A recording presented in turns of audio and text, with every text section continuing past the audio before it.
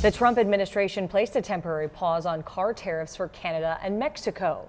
The president has put a 1-month exemption in place, saying it will help car dealers from being at an economic disadvantage. Well, this all could have an impact for people who buy and make cars here in Kentuckiana. So our Chris Suter talked with former WDRB business reporter Chris Otts.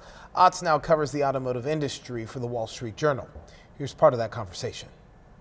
How's this going to affect people at the Kentucky plants? Production should still be humming along.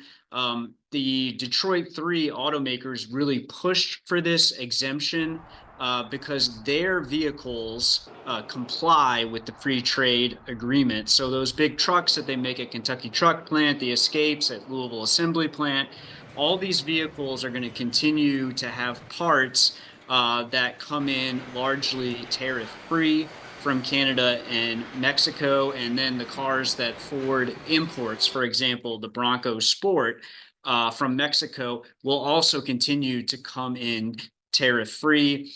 Same thing with Toyota in Georgetown. If things do end up being long-lasting, what do you think that the people that live in Kentuckiana will have to worry about? I think there's a couple of ramifications that it could have. First off is there's wide agreement that car prices will have to go up to adjust to these additional costs. The other big thing to worry about locally, specifically for Louisville and for Kentucky, is auto production.